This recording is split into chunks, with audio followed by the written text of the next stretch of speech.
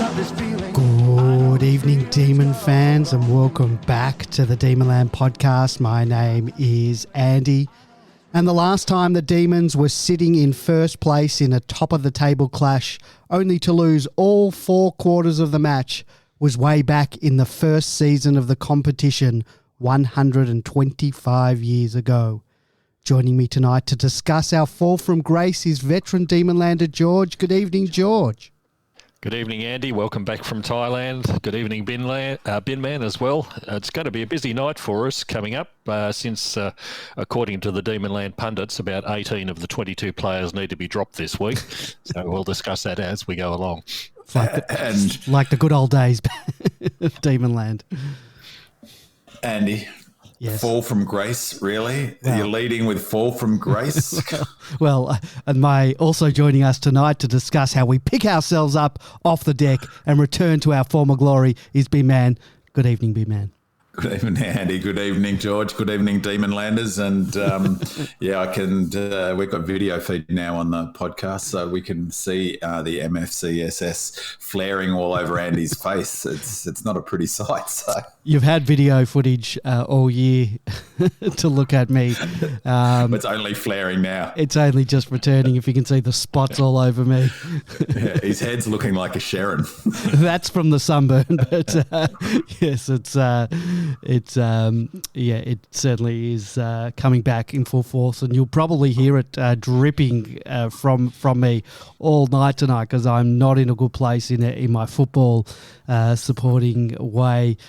And you'll hear that as we go along. Let's get into the match wrap-up. It's not a long one tonight. Geelong certainly did their homework in preparation for this top-of-the-table clash against the D's, and it certainly felt like we had come into the match completely unprepared to adjust our own game plan as our opposition executed theirs to perfection, and subsequently were able to shut us down. It has been very evident this year that Geelong have changed their game plan and tactics entirely from their chip and kick and hold possession game. There was a hallmark of their tactics in previous seasons that ultimately failed to take them to the promised land in the past decade. And they're a lot more direct this season. They were prepared to take risks with long kicks through the corridor to gain territory or to switch the ball to the other side of the ground. And the D's simply had no answer for them. And if not for their inaccuracy in front of the big sticks, the end result could have been a lot uglier for the reigning premiers.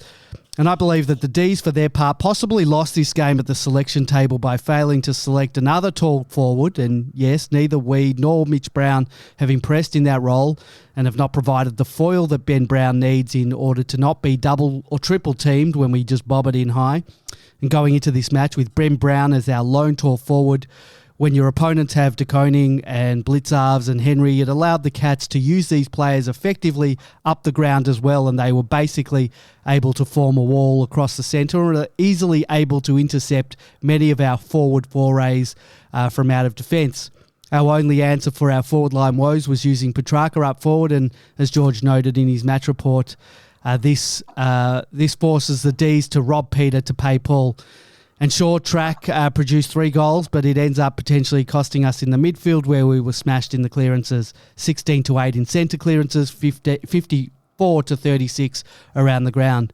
And I believe 2 of Track's goals were from out of the middle anyway, so he only produced the 1 up forward. When Track isn't in the middle, it made it super easy for the Cats to tag Oliver, and whilst that's no easy task to tag him, he's good enough to get off the chain. It means there's no Petrarca to release it to, and George, as you noted in your match report, it released Guthrie to not have to go head-to-head with one of the best in the competition. And whilst we're all hoping and praying for the quick return of Gawn and Jackson from their respective injuries, their output for the match was soundly diminished, and Max did not take a single mark for the game. Time and time again, he was double-teamed up the ground, and attempts to mark were spoiled. And this was a tactic employed by the Magpies a few weeks ago. And guess what? Teams are simply not going to allow Max to dominate up the line anymore. We've been worked out and we need to adjust. Kudos to our magnificent backline who was superb in nullifying as best they could the onslaught that was leaking out of the middle. If not for some of their efforts and Geelong's inaccuracy, this very flattering 28-point deficit at the end would have and probably should have been 8 to 10 goals, if not more. Such was the mauling that we received at the Cattery. There's not much more for me to say. George will cover more on the tactics that Geelong employed to nullify the Ds and in turn score more easily in our tactics talk section. But, B-Man, do you have any other general comments you want to make about this match? Yeah, I've got a few. Look, I was really, really, really disappointed. I went down to the Cattery and I was furious. And, I thought we'd be fresh and we'd really attack this game. We'd be ready to go. We'd be firing on all cylinders.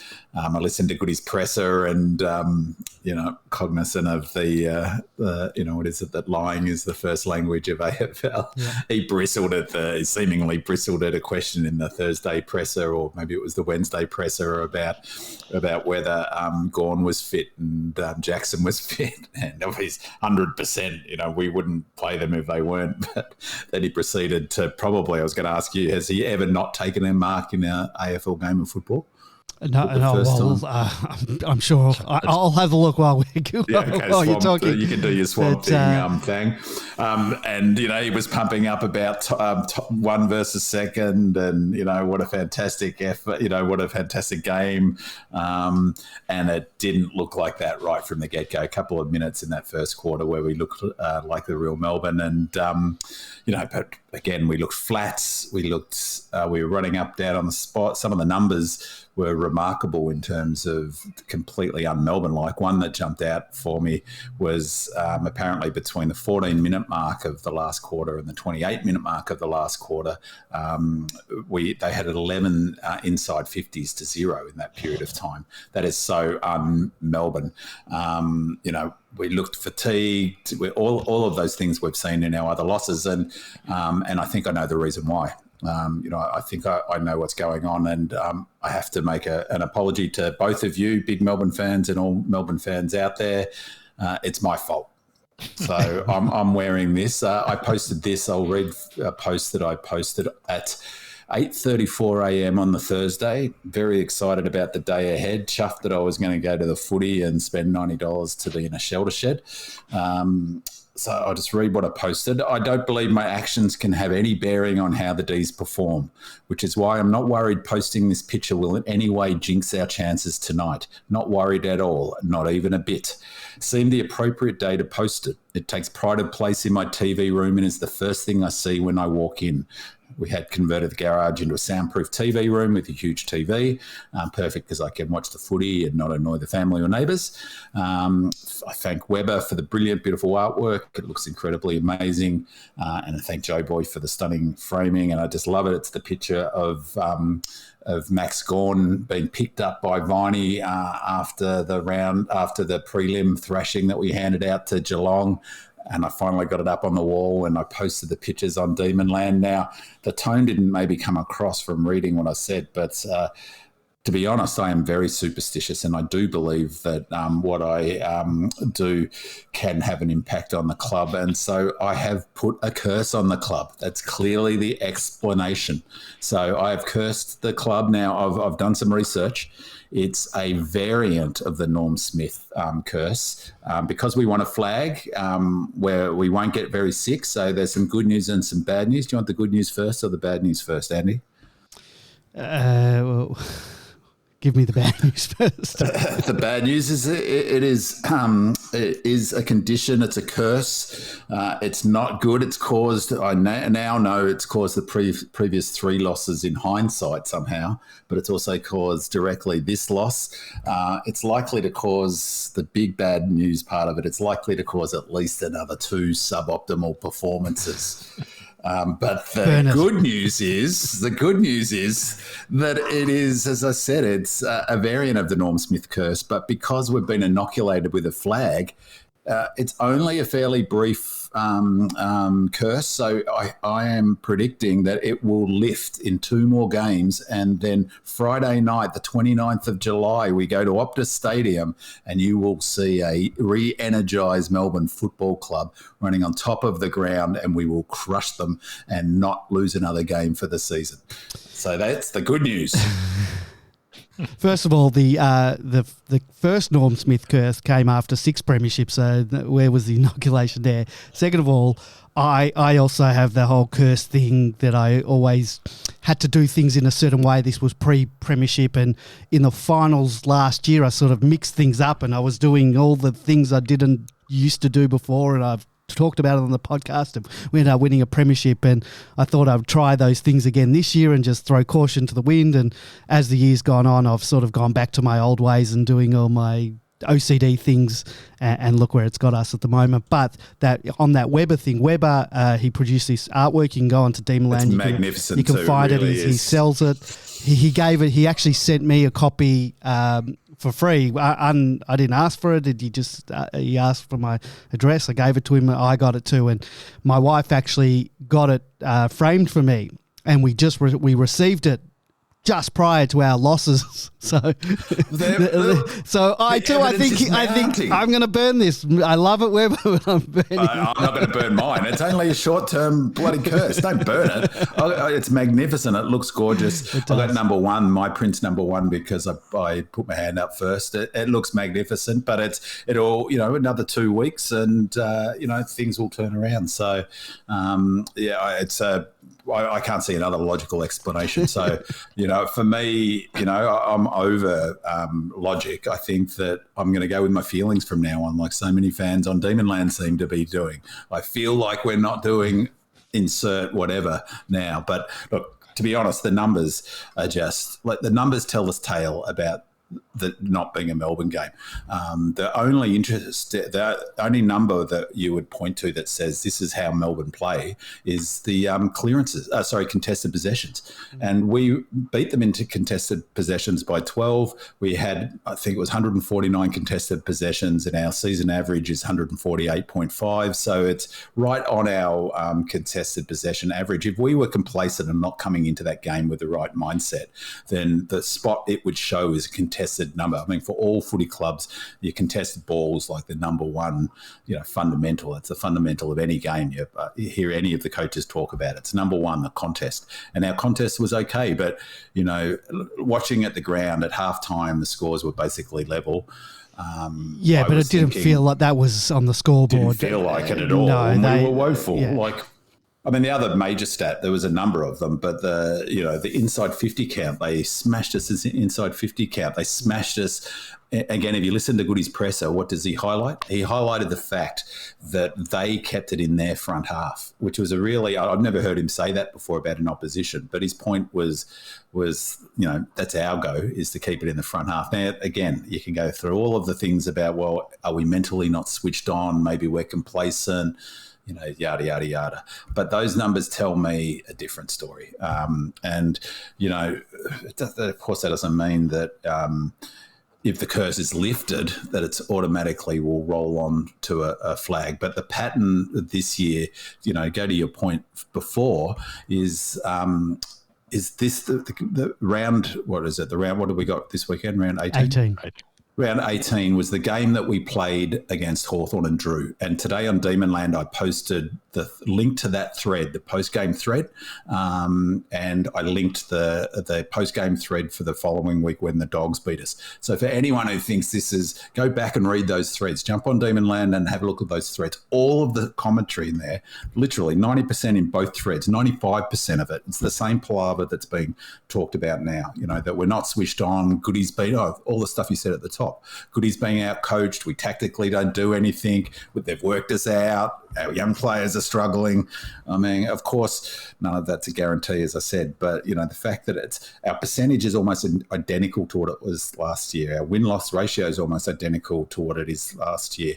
Our quarters won is almost identical as it was last year. Someone posted on Demonland in our losses, that's an incredibly small range of the scores that we've scored during those losses last year and this year.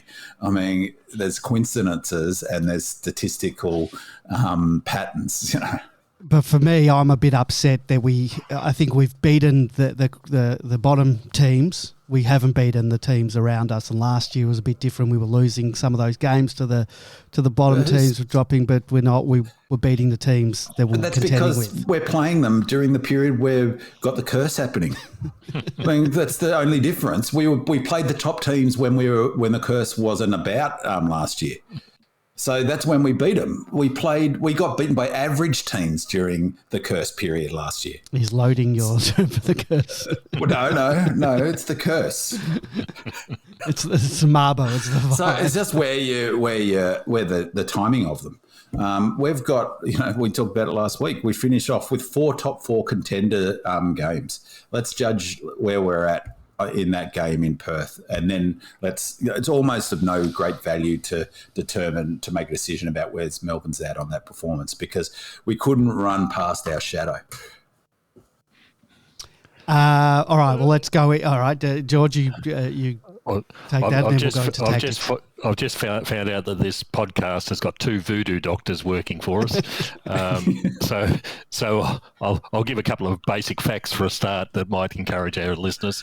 Firstly, I think Geelong have shown their hand to a certain extent. Pre-finals, we now know exactly how they're going to play coming into the finals period, which I think will be advantageous to us, because at some point I suspect we're going to come up against us.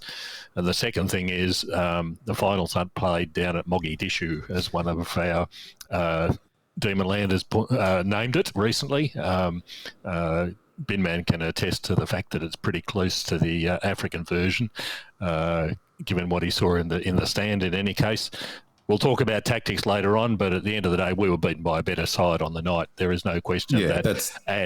And we were well coached. We were actually out-coached in this game, and we were still within a kick halfway through the last quarter. I think that's encouraging. If Pickett had managed to nail that shot on goal where he hit the post at about the 15-minute mark, that would have almost destroyed Geelong, because we would have been back in the game. The psychological effects would have come into it. But maybe. Yeah. But there's lots of things we'll talk about in the tactics session, but they were definitely the better side. So I think that's a good point, well made. And my feeling walking away from the ground is that you might well be right, but I couldn't have seen us overrunning them. Like I said, from the 14 minutes, basically they kept the ball in their forward half for half a quarter of footy. 15 minutes, we couldn't get it out of, which is remarkable. And that could have been a 10-goal loss easily. Yes. I mean, they had how many?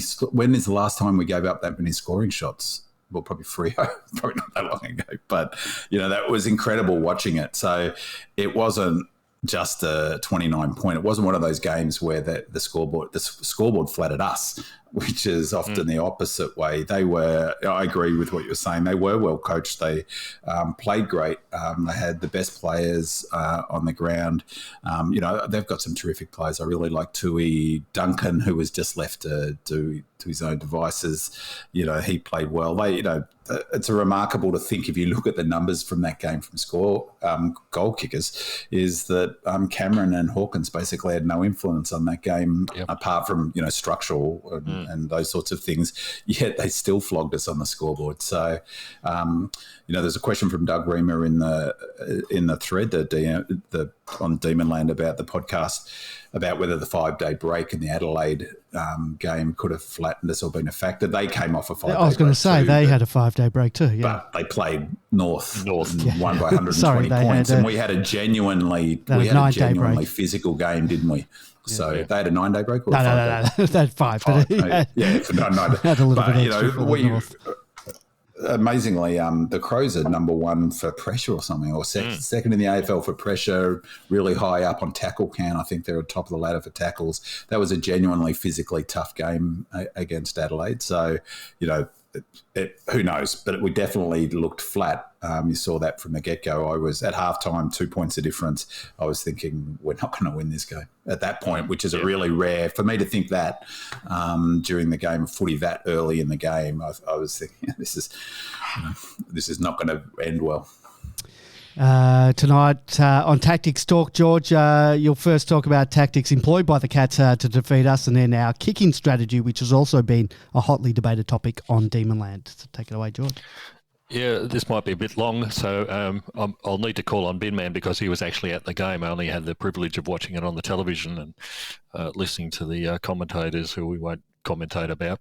I was told Geelong had an extra one at the stoppage, Binman. Was that what you saw? And we had our usual extra in the back line? Yeah, well, but they generally play an extra up. But yeah, they did. Yeah. Well, no, sorry, that's not true. They don't always, but they did in this game. Yeah, and for us, the difficulty was that's what we normally do. That's what they normally do. The trouble was that we lost the stoppages. So having the extra man around the stoppages provided them lots of opportunities that we obviously didn't get.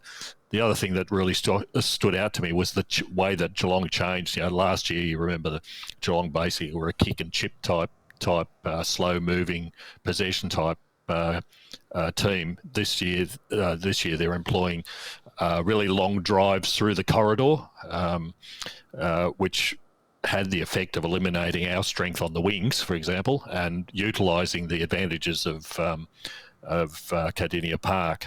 Just keep it away from Langdon and others down the wings. Great idea. It also meant that they kicked it over our first defensive line. Normally we'd have the small forwards, the Neil Bullens, the Pickett's, the Bedfords occasionally, putting in that first defensive line. Well, the ball went straight over their heads. They were never involved in it. So our first line of defence was just completely removed. Further on, they moved Cameron up the ground a long way. He was playing up in the centre. Now, he was used as a target, but also he's got a really decent kick on him. And the times that he was able to get the ball, he actually kicked over our second intercept line, the Lever, Salem, Bowie, Brayshaw type half-back line, which completely opens us up. It wasn't expected. It was just simply a great coaching move on Scott's behalf from that. The third thing that stood out to me in terms of tactics was the use of their back line, the talls. We really, in the absence of that second tall, we really struggled. De Koning, Henry and B-Clavs were just too tall for too many options when we've only got Ben Brown in there. They just had a party. They had 16 marks between them, all of which were intercepts. And then there was this other bloke called Tui. He had another 7 intercepts. So they were doing a job on us like we normally do on all the other teams. But you're not going to improve on that situation when you've got one tall in the forward line. It just doesn't work. And we'll talk about who needs to come in next week. But I think the answer is going to be pretty obvious given the results that came out of this game. The last thing was the kicking strategy. I've put some posts up on Demonland about this. People get really, really frustrated watching Stephen May kick it down the wing towards the rucks week in, week out, every time during the game. And it's quite simple what they're trying to achieve. This is all about percentages, and I've said it's about money ball. It's about percentages. When the ball's 70 metres from the goal line, the opposition can't score, right? The opposition, if it goes to the rucks most of the time, probably 80% of the time, it creates a stoppage. And guess who wins most of the stoppages? We do. We didn't in this game, but that's what we're aiming to do. It's not about trying to attack. It's about trying to defend. It's creating the best opportunities for the defenders. Probably about 10% of the time we'll mark the ball. Great, it goes into attack. 10% of the time they mark the ball. Great, it comes back, but they're 2 kicks away from it, from getting a scoring opportunity. So you're going to get frustrated by it. It's the same as when we watch people kick into the pocket all the time instead of the top of the goal square. It's all about percentages. And as in Moneyball, the line used there was he gets on base. That's why you choose all these what look like mediocre tactics. It produces results more than not. I'm reminded of I think it was the Sydney Premiership in 2012, I think, wasn't it? Where they had a bloke named Mike Pike as their ruck. Now, Mike Pike would be one of wouldn't be in the echelons of the greatest rucks in the world, but he was told basically, do not hit the ball out, bring it to ground because we've got better stoppage players, and they won the premiership on the back of that sort of tactic. It's all about best percentages, and our kick-out tactics are exactly the same sort of thing. Best strategies. Final thing was tactically, we tried to replace our hole that's in the forward line with Petrarca. I don't think that worked, particularly against three talls. Petrarca lined up against B-Clabs a couple of times, so he's giving away height to him at the very best. Two of his 3 goals came from when he was playing in the middle as well. I think we were robbing Peter to play Paul. Petrarca only got 2 clearances for the whole game. It's we can't afford to have that sort of quality missing from the middle of the field, and it puts in second-rate players into the middle of the field. When you're coming up against a first-rate midfield, that's not exactly what you want, and it's unfortunately exactly what we got. So. Big Man, you wanted to interject something. Yeah, just a couple of the other tactical thing was just the first comment was, you're right about Cameron, and at the ground you could see that he was almost playing like a decoy role a lot of the time. He was running so high up the ground. I would love to know his percentage of actually being inside 50. I suspect it would be only 30% of that match he was at, maybe less, because he played so high up the ground and was really spreading like the. I think they play that ground smart. One of the things live to see, it really is incredibly noticeable how narrower it is. And it's a really interesting, it can't be great for their preparation for playing finals footy.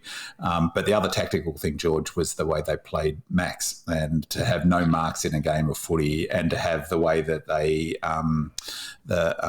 that managed that, to have, basically took every opportunity to smash him, but to have someone front and centre of that contest all the time. It was, it was commented on a fair bit by different people, that tactic.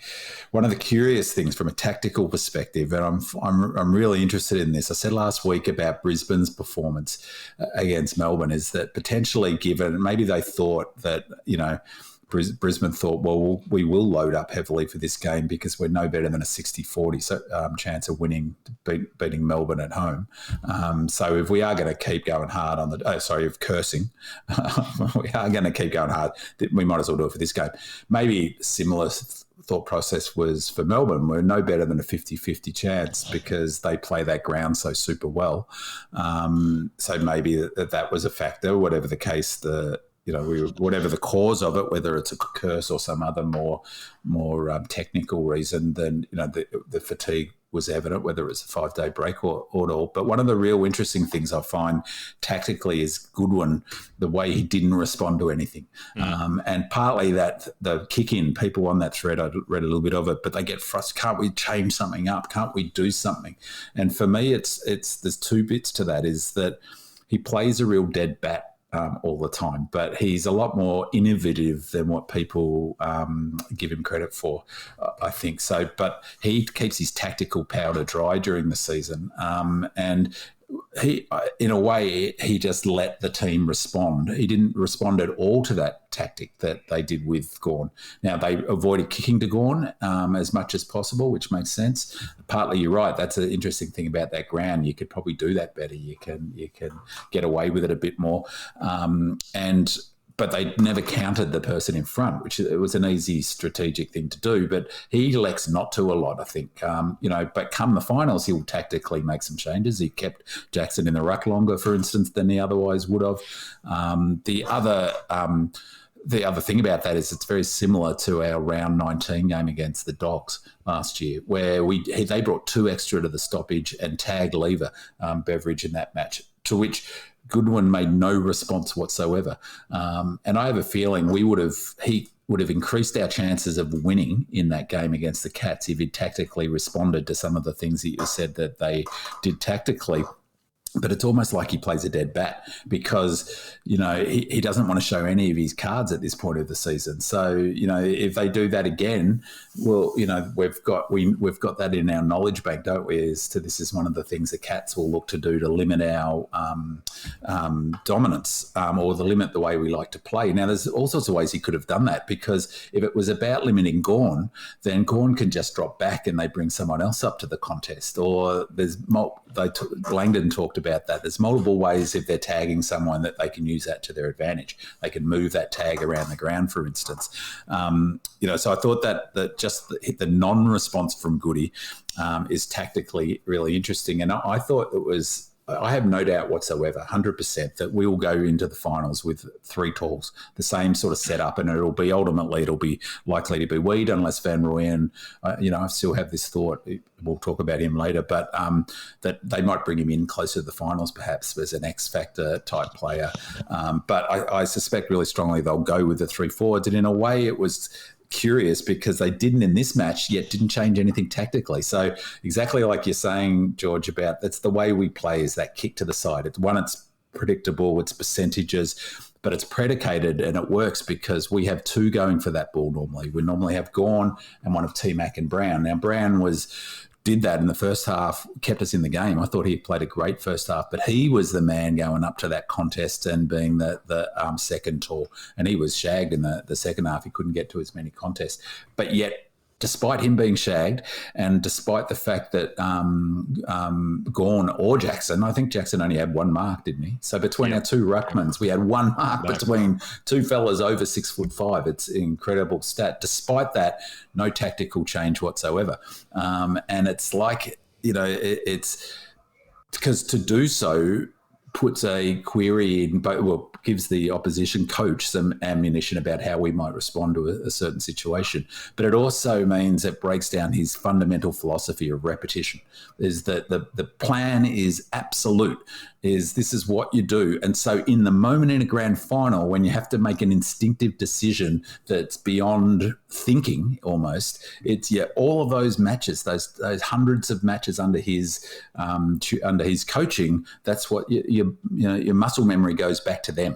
So there's no thinking about it. It's just what you do. And but that's if you're winning. But if you're losing, like we were in this game, and you haven't practiced what you're going to do to change things up when things are going to shit, what's going to happen in the finals? So if that's what's your theory? Why didn't tactically respond? Well, I don't know. I'm hoping you're right, and he's holding his cards close to his chest for finals. But I'm worried that we're going to be have such a bad hand going into the back half of these last 6 games that we're not going to be, and we're not going to be able to. We're second in 3 weeks' time. We've got hard games coming up. You'll hear in a second in my improvement. We've got hard games coming up. They're all hard games. I know. Well, if we're not prepared to show our hand or practice what's going to happen when the shit hits the fan in a game, because they don't want to, then how are they going to practice what's going to happen? It's a bit like George's comment about probability, is say, what is the cost benefit of going something radically different tactically in this game to shake out a result from the tree when going into it, probably they would know the condition the players were in. I thought it was telling that Goody's press conference went for 4 minutes and 28 seconds or something. Like it was a game for which didn't live up to the hype of a blockbuster thing in any element. The way it was so evident when we got to the ground, I could feel it. I was like, oh no, this is not what I was hoping for, But I think there's a risk of tactically responding because your payday is in September. It's not in down a cold night down at Geelong. Well, I hope we're not going to be shunted off to Sydney for a game. Hopefully we don't play a prelim down there or something. They could. Who knows? The AFL, every year, Geelong, why can't we play a home game? Yeah. And they're going to finish first now, so we don't want to finish fourth. I think there's also a limit on what you can tactically do in a game. In any game. People overstate this. Tactics are about planning and preparation. Mainly before the game. You've got to get a message out to 18 guys on the field to change something that they've been training for. Yeah, exactly. Particularly our team that's got no practice doing that. You might change an individual player's position on the ground or something like that, but tactically I don't think you can do a great deal during the game. It just requires too much. particularly, as I say, the way he's drilled our team, the Cats probably, because remember I talked a few weeks ago about the two different types of coaches, Scott being the example of one and Goody being at the other end of the spectrum, system. Well, you saw that exactly that difference on the Thursday night. And I think it's well worth reinforcing your point or reiterating your point, George, is they played great. They were coached well. They had a plan. They executed that plan. And, you know, I really like their model is improved in terms of they're getting territory. Even their short kicks are going forward, not lateral. That's the thing. They definitely played that ground well, and they use the corridor, which is, you know, better than other teams have against us. And I thought they were terrific, actually. All right, let's go into our positives. Mine doesn't really need much discussion, but the opposition inaccuracy flattered us and kept our percentage above 130. For once, it was our opposition that had trouble converting, and thank goodness for that. Otherwise, the damage inflicted upon our percentage would have absolutely taken a hammering. We probably should have been 3 goals down at halftime, as I said, perhaps 5 at three-quarter time. And despite getting to within 5 points during the last, we really should have lost that game by 8 to 10 goals had they kicked straight, rather than the 5 that we did. There's no really need to discuss it. We've discussed it to death. George, you wanted your positive, our defenders and finals not being played out at Mogadishu, as coined it now.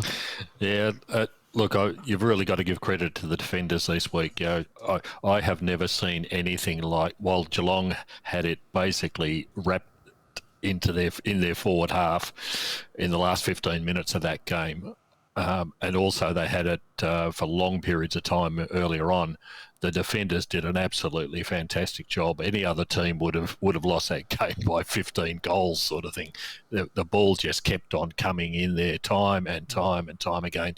They kept keeping it out. It was only in that last little bit that the dam wall finally broke. But yeah, we were 7 points down, or was it less than that? 5 points. 5 points down halfway through that last quarter. We didn't deserve to be there by any stretch of the imagination. The forwards weren't doing the job. No. It was the defenders were stopping them scoring. When you get people like Hawkins, I think, had 1 goal for the game, and I don't think Cameron scored. Was that correct? Yep. You look at those numbers, and if before the game you'd said, "Oh, that's going to be the outcome at the end of the game," you'd take it. All their goals came from their, chancy running forwards. People like Rowan looked fantastic during the game, but the defenders did their job really, really well overall, considering the onslaught that was coming on up the ground and the lack of input that was coming from the mids, unfortunately. So all credit to them. And we say it again, the finals aren't held down there. It's going to be a different sort of game. The way they play down there benefits them greatly. They take full advantage, and they did in this game. But it's not going to happen again for them. They'll get on a high in the next couple of weeks. I think they got 3 more games down there or something ridiculous before the season finish. They'll think they're the world beaters, but once they move them out to the MCG or other bigger grounds, it'll be a completely different story for them. The question is it going to hold up for them in that scenario? Perhaps not. And the older legs fact that will come into play yet again.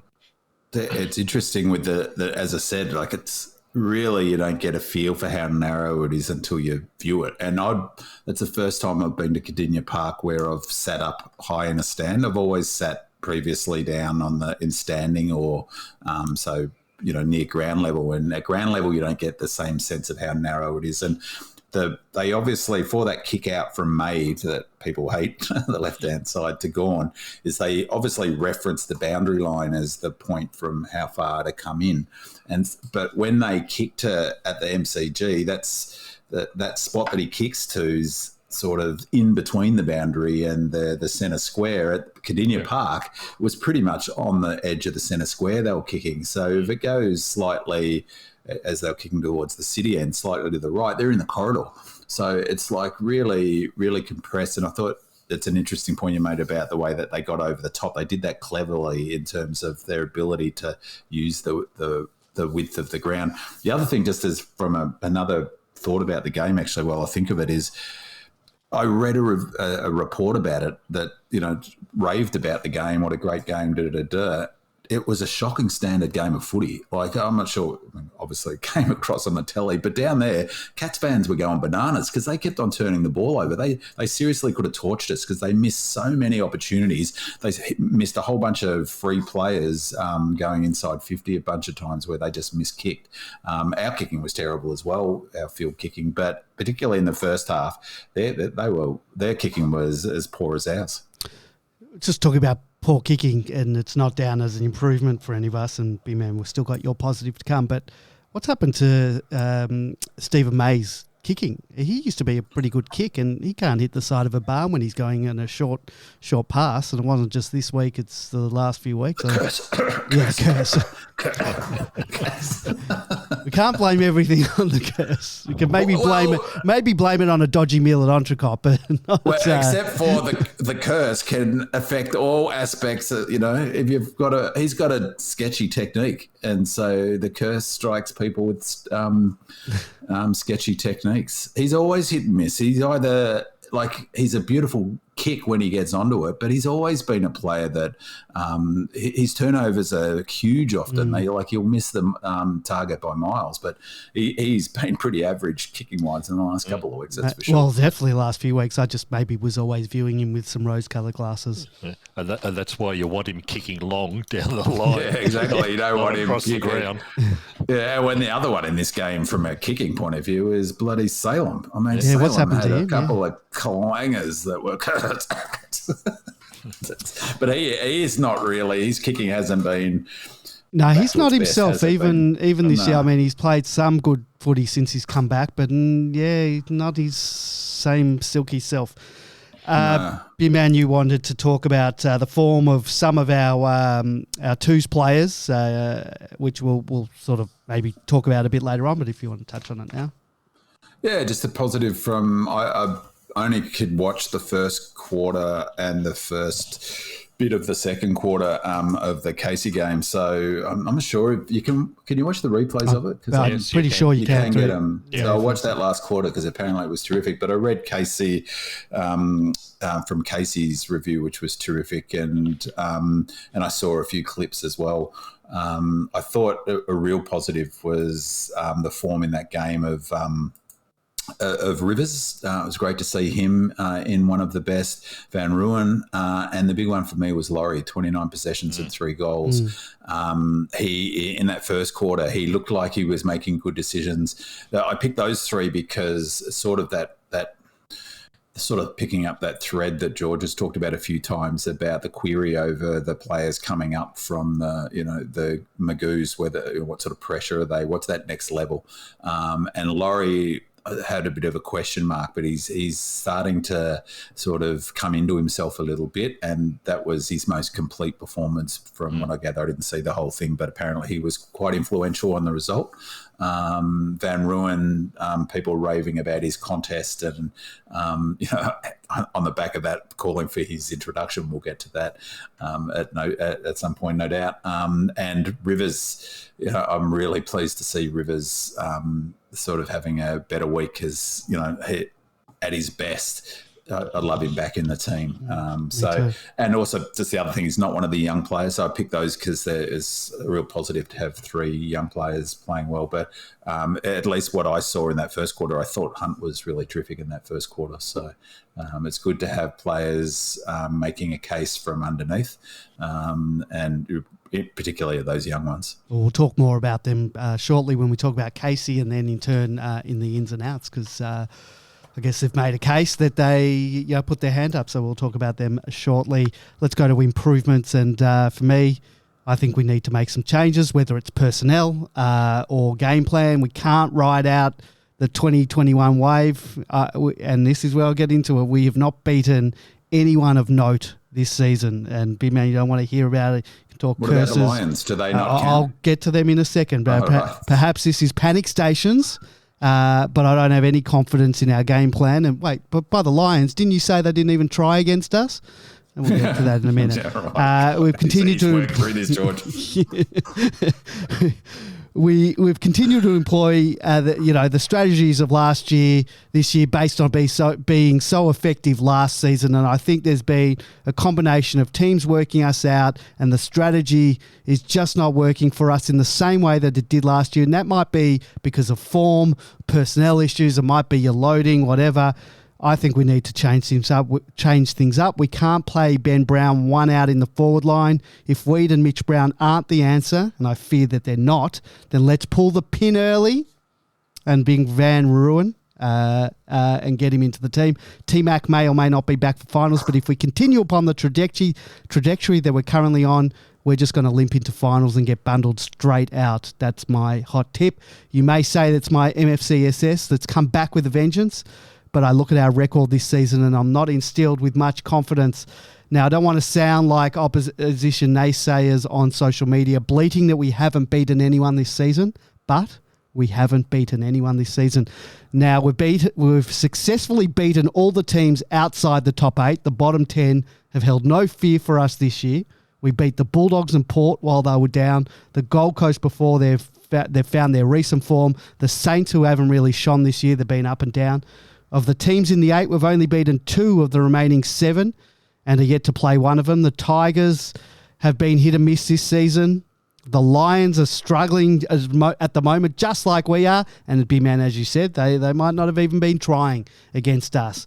So, we've got a tough run home too. We're playing the more informed Port, then the Bulldogs. It could be a wild card, and I'm sure they want to deal us a blow. If they can't make the finals, they want to stuff up our chances in top 4 or wherever we end up. Freo in Perth, Collingwood, Carlton, and finally the Lions at the Gabba. We have a lot to prove and a lot of improvement if we seriously think we are a team to contend and attempt back-to-back, and I think at the moment we're a long way off from that, and whatever, might be excuses, loading, curses, not trying, not showing our hand, but I'm not happy. We're second on the ladder with the percentage higher than last year. We've not beaten anyone. Look at who we lost to Freo, we lost to Sydney, we've lost to Collingwood, we've lost to Geelong. These are all the contenders. Essendon beat, so they can't be a good team. Well, then and then we lost to it, makes it worse. So, I mean, jeez, you're channeling all the other Demon fans out there. I know. This is what this team does to us. I'm not right. It's the curse. The curse is bad. But just pull you up on something. I'm surprised more people haven't made comment about this, because it comes up like the mushrooms in my lawn are coming up at the moment with all this rain, is that Goody's got no tactical tricks is coming up again. And we're doing nothing. We haven't changed anything this year. It's the same. I think you just said words to that effect in that rant just then, Andy. But 2 things. We've got quite a big tactical change having the way we play Gus. That's quite a significant change to our system and our structure, the way he plays that floating halfback intercept role. And he's been great, and if we didn't have him, we'd be fucked. So so there was no bringing him back to the wing, and I don't think, there's Dari or someone else in the thread, maybe Doug Reamer, talks about would he go back to the centre maybe as one of the options. They'll keep him back there. So that's a big tactical. But the other big one is from the Lions game, and it happened in this game and it happened in last week, is our handballing. Our handballing is changed, and we're handballing deliberately forward to create a out into space and going forward it's a noticeable change that he is experimenting with right now. We can see it, and I think we had something like 15 handballs more than Geelong, and when we saw it, you could see they're not those little flicky ones around the pack that the Dogs do. They're long and over the thing. They're almost like a kick in the same thing, but the same principle of getting territory. So they're handballing forward into space and trying to run onto that. Hard to do on such a narrow ground, but that is another quite big tactical shift. They're using Jackson more in the ruck. That's another tactical shift. So it's not as if he's not doing things or trying new things. All right, my rant's over. George, you wanted your improvement, the rucks. Yeah, the rucks I don't know. I don't think Gawn and Jackson were completely fit this week. At the end of the day, despite Goody saying there, despite he wouldn't play him if they weren't. Yeah, we'll call it out now. He was telling a white lie. He was less than truthful. Let's put less than truthful. Okay. When you've got Max Gawn with what was it one mark for the whole. 0 marks for the whole game. And just on to that, he in his second year, he had 3 games where he had 0 marks. Other than that, there's only been one other game in 2018 against Adelaide, which we won. I can't remember the game, but we won a game, and he had no marks.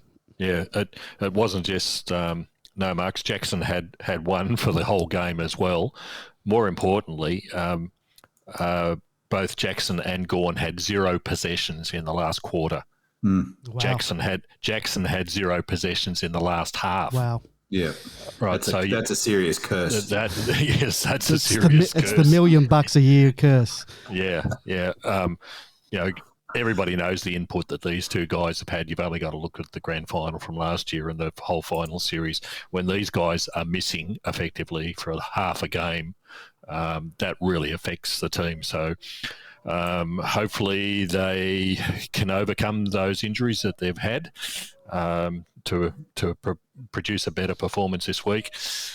The situation was compounded even further by, like we talked about, the lack of that extra tall forward, where we've moved Petrarca out of the middle as well. He had 2 clearances for the whole game. So you've got rucks that weren't performing. You've got your second best or best midfielder not performing all at the same time. So there's the opportunities for a big improvement in the mids. I'm not really pleased about when you move people like Petrarca out and you move Harms in.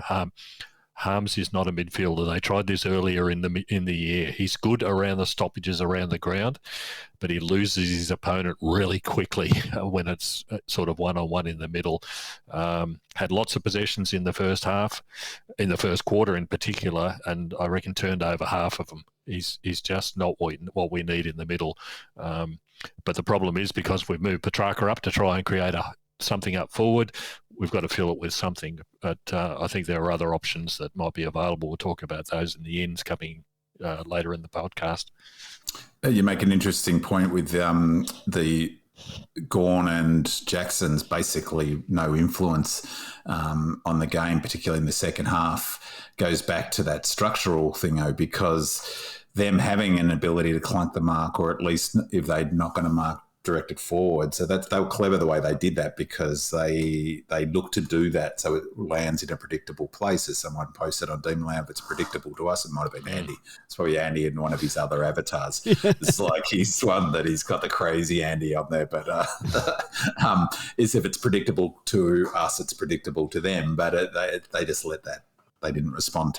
Goody didn't respond tactically, but if you don't have an influence, or Jackson and Gawn, our ability, like our system, our method struggles. And as I said, we continued to do it. We didn't look to go short. We didn't look to sort of find a way around that.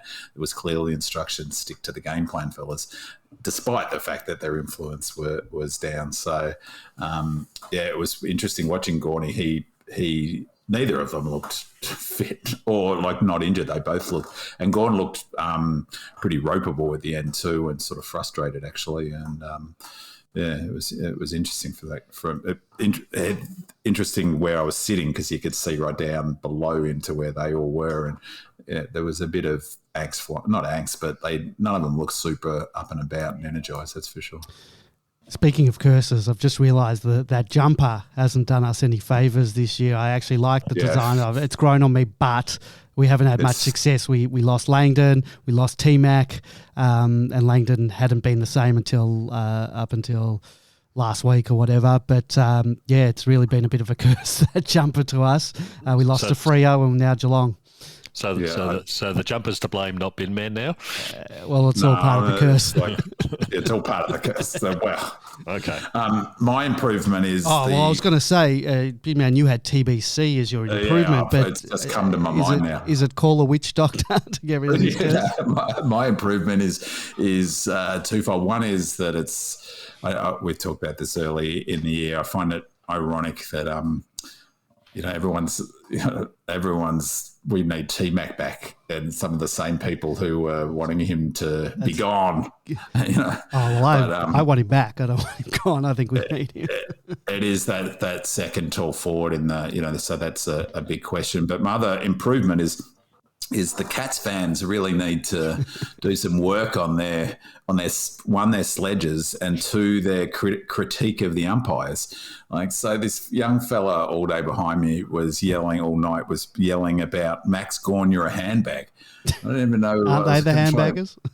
I was trying to clarify what the hell he was talking about. Like, Max didn't give me one single opportunity to make some sort of witty remark because he didn't have any impact and take a mark. So I wasn't quite sure what he was getting. But the other one was, I could not believe this. They were booing that free kick to Oliver for kicking in danger. And I just almost lost this. What are you talking about? Like, people are booing, like, the decision.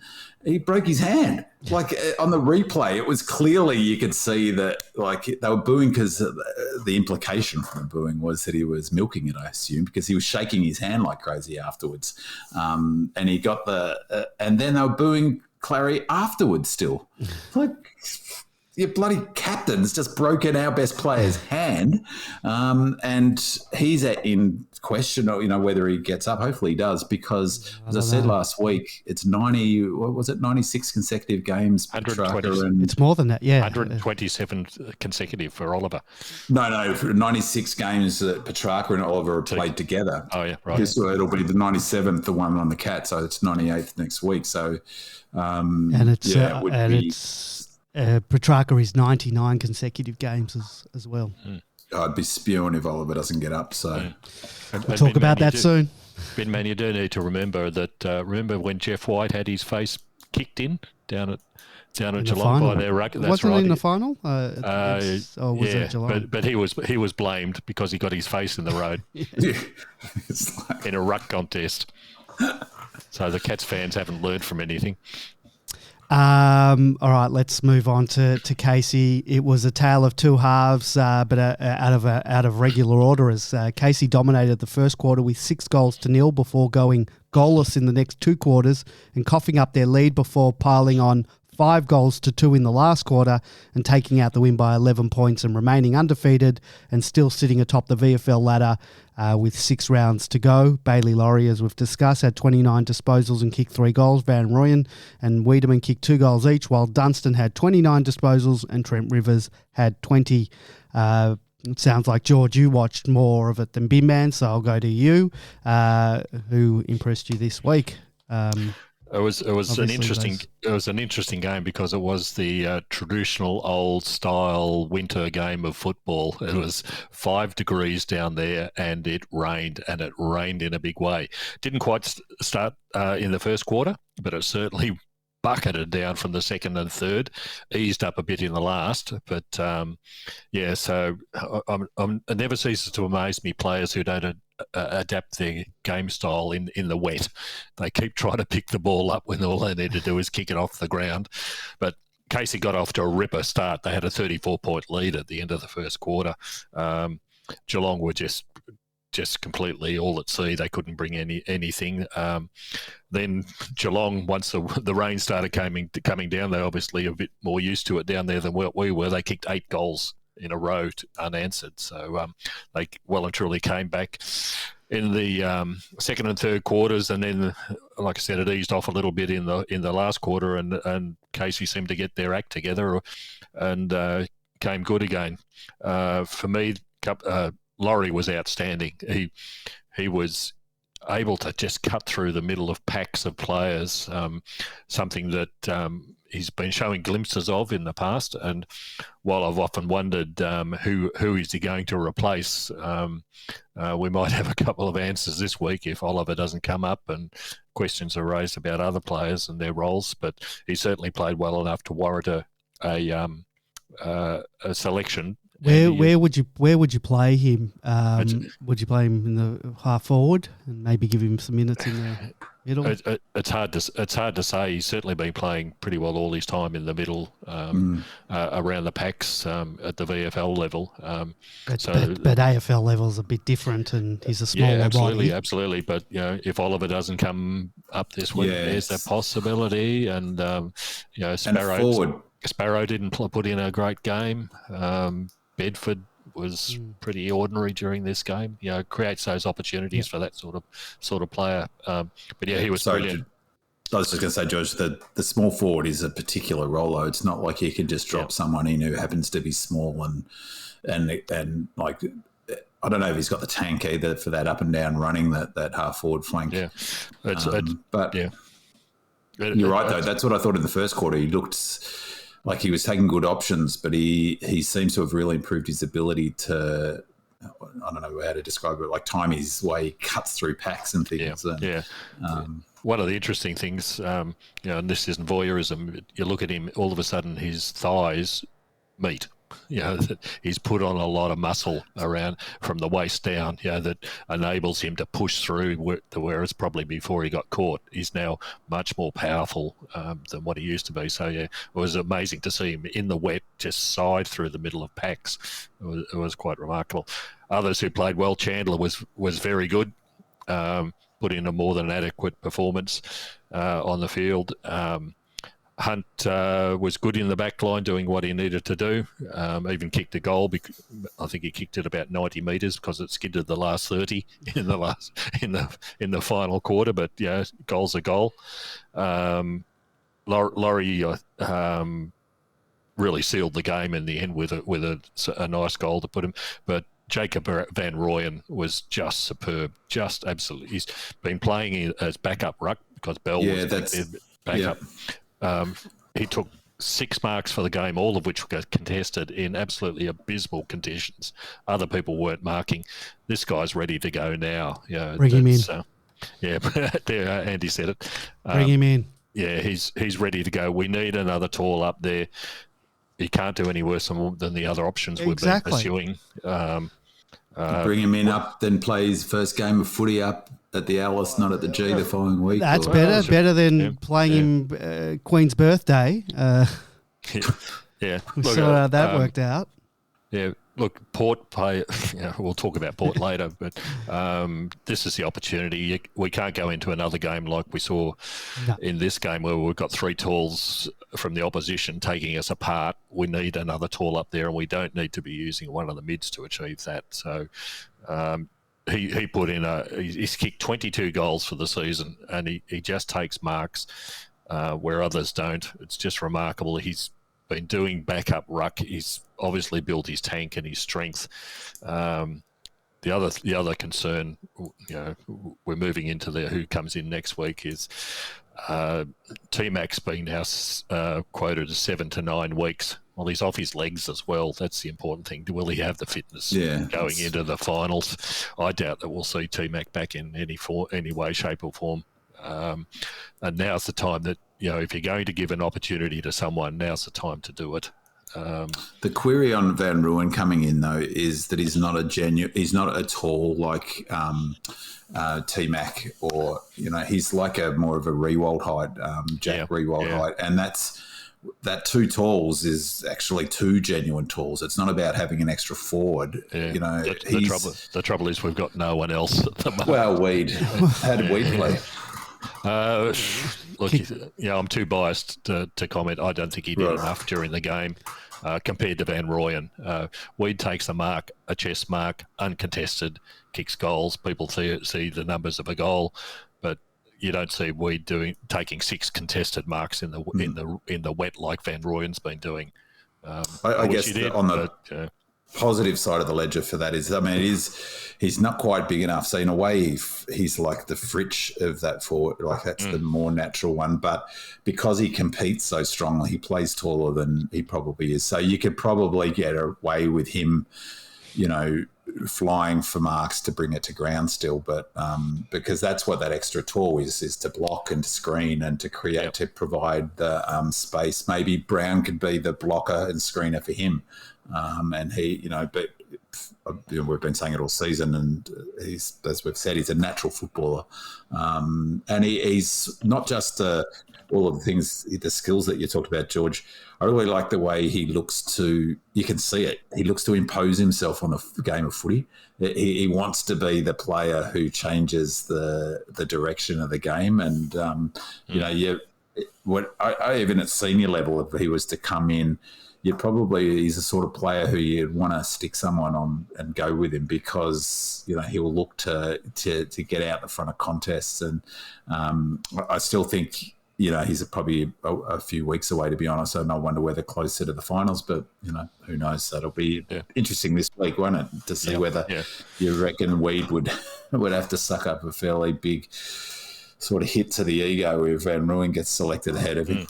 Well, Mitch Brown got selected ahead of him, didn't he? That's got to be a pretty that's big happened hit. before for Weed, so The other mentions in the game, Dunstan, I think, got 29 possessions. Dunstan's the conditions absolutely suited Dunstan. He's an in and under. He's a pretty ordinary kick, but the kicks that he does are basically out of a pack. So he gets the ball moving. So he might be another possibility for coming in this week as well. You'd think he's the logical one to come in for Oliver. Yeah, he's just that level above.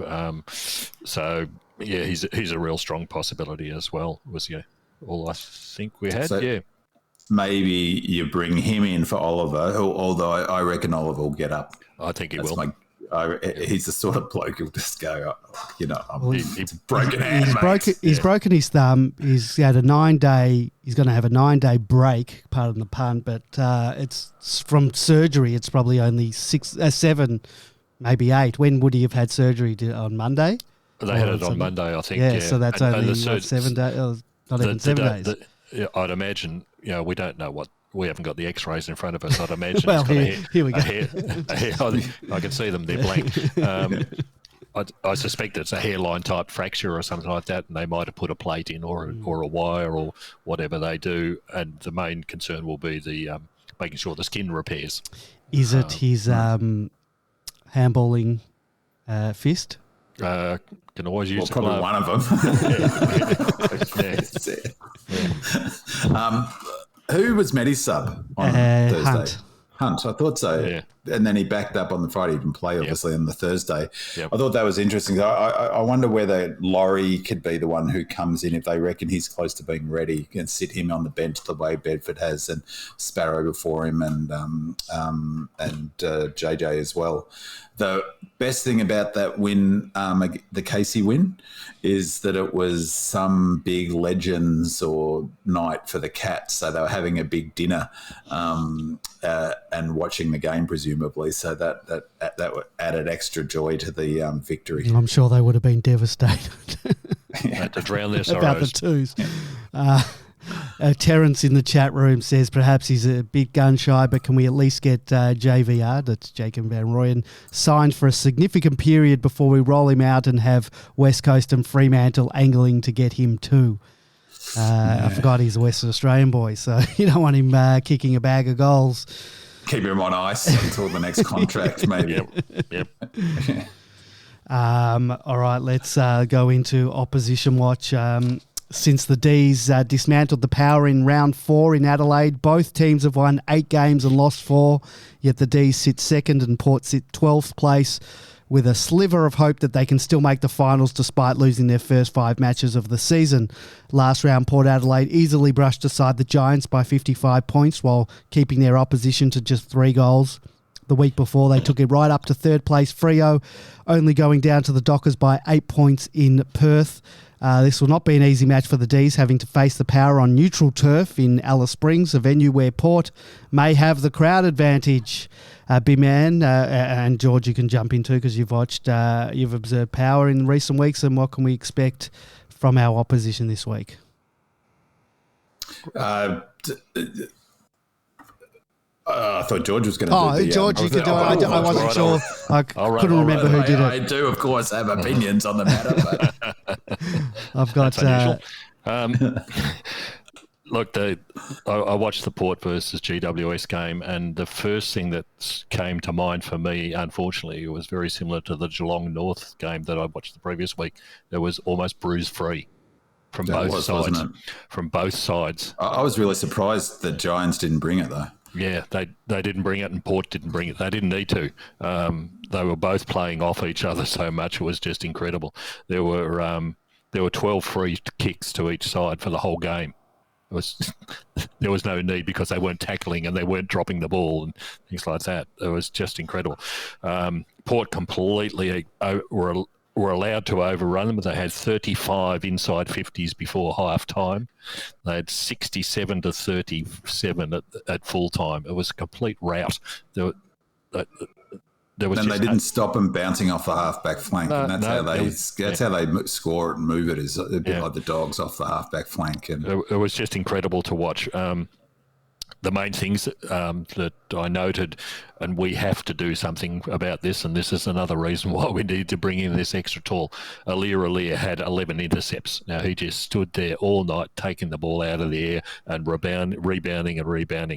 The ruck situation, Giants had Finlayson as a ruck, who's never played basically a ruck, and Port has Finlayson. Sorry? Finlayson plays for Port now. Oh, yeah, sorry. Yeah. Finlayson and Dixon were their two rucks. Yeah. Who is it? In normal ruck who played in the Sandful this week, Lysette. Lysette may well come back into the ruck, but Port were running a second-rate ruck for the whole game. So it'll be interesting to see how they come up against us, but more importantly, we need someone to stop Aliir. They've got Burton as their other big interceptor down the back, so it's pretty similar to the method we use. Cleary and Jonas came back into the side this week, back from injuries, so they're sort of getting back their best players. But Port were just allowed to chip and kick all around the ground. There was once again for us very little to take away from it because there was just nothing there. Rosie had on his own had scored more than the Giants in the first half. It was just an incredible sort of one-way street traffic. So the Port fans were all up and all very excited about it all, but there really wasn't much to take away from what I thought. It's really hard to judge when there was so little from the opposition. It's definitely a danger game, even if there wasn't a curse on the club at the moment, albeit a relatively time-limited curse, because when they're up and about, like they can get on their bike and score quickly. We talked about this at the round 4 game. Our defensive system sets up super well against the way they structure up with the way they have really marshalled. It's almost like an old school forward setup. Yeah, nothing exactly like the way compared to the Cats do it. Like as you pointed out, Cameron didn't spend any time in the forward line. He's the second on the Coleman thingo. But they've Marshall and Georgiadis and what's the Rosie?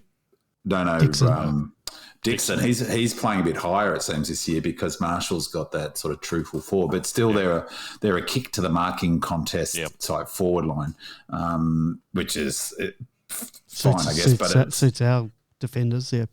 Yeah, exactly. So we're similar with the how they use Aliir is that we zone off so well that it makes it really hard for a team that relies on their marking forwards, which is why going back to Geelong, why they were really clever because they've engineered a really strong forward line that isn't depending on their ability to mark it inside 50.